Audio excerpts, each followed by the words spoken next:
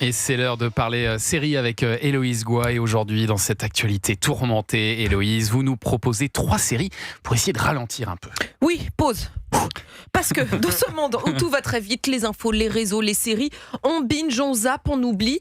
Or, j'ai bien réfléchi et je crois justement que les séries qui me marquent le plus sont celles qui font l'inverse, c'est-à-dire celles qui nous obligent à ralentir, à prendre le temps de penser, de s'attacher, un peu comme certaines chansons. Je pense à vous, Tété, où tout est dans l'émotion, les silences, dans ce qu'on ressent aussi. Et alors, votre première recommandation de série qui fait du bien, c'est l'histoire d'un homme qui vient de perdre sa femme. Oui, ça n'a pas l'air ultra fun comme ça, mais promis, la série Afterlife est une bouffée de tendresse et d'humour. Ici, Ricky Gervais et Tony, un veuf journaliste complètement à la dérive. Alors il dit tout haut ce qu'il pense, quitte à être carrément odieux. Voici Sandy, je voudrais que tu lui expliques comment ça fonctionne. L'humanité est un fléau. Nous sommes des parasites dégueulasses, narcissiques, et le monde irait bien mieux sans nous.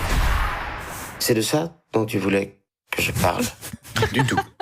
Derrière ce cynisme, il y a surtout une immense fragilité. La série enchaîne les petits moments de vie très simples, très justes, sans jamais forcer. Elle réussit à nous faire rire et à nous toucher en même temps.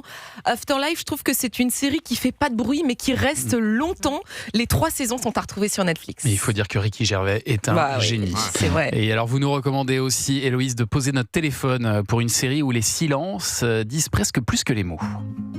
Une série irlandaise qui raconte une histoire d'amour assez simple entre 2 ados, puis 2 jeunes adultes qui se cherchent, se perdent, se retrouvent. J'en ai déjà des frissons rien qu'à y repenser. Normal People, tout est dans le titre. C'est l'adaptation du magnifique livre de Sally Rooney. Ici, pas de grand discours, tout passe par les regards, les silences, les gestes. J'ai invité Rachel au bal de fin d'année aujourd'hui. C'est pas très important, mais je me disais qu'il fallait que tu le saches, donc voilà. Et je voulais te dire que c'était pas un truc romantique ou quoi, on est juste amis, elle et moi. Comme on est amis tous les deux. Alors ce qui est assez rare, c'est que la série prend vraiment le temps de montrer les hésitations, les malentendus, les émotions qu'on garde pour soi. C'est une fiction qu'on ressent presque plus qu'on ne la comprend. Alors vraiment, j'insiste, si vous entendez parler de cette série depuis des années, mais que vous n'avez pas encore franchi le pas, et cette chronique, c'est le signe qu'il faut y aller. Normal People, c'est à retrouver gratuitement sur M6+. Et alors, votre série préférée pour ralentir est signée Toledano et Nakache. Et qui vous rappellera sûrement le confinement. Plus de 30 millions de vues à sa sortie en 2021. C'est un peu la tempête de neige des Beatles. Le confinement, c'est une série que j'ai pris plaisir à revoir en thérapie. Ici, chaque épisode se déroule dans un cabinet de psy, un patient, un thérapeute et une conversation. Je suis là pour avoir un avis d'expert. Moi, je suis pas malade, quoi. Je me sens pas du tout capable d'aimer un nouvel enfant. Quand on vient consulter, c'est qu'on a quelque chose à dire et quelque chose qu'on ne veut pas dire. Mes patients, s'ils savaient ce qui se passe dans ma tête, à certains moments des séances, je pense qu'ils partiraient en courant. Et oui, on l'observe aussi, ce psy qui doute, qui vacille. La série est addictive parce qu'on a l'impression d'assister à quelque chose de très intime, presque interdit.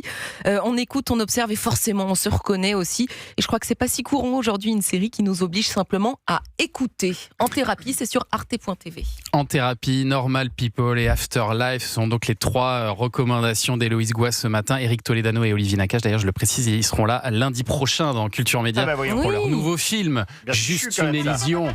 Juste une illusion. Just an illusion.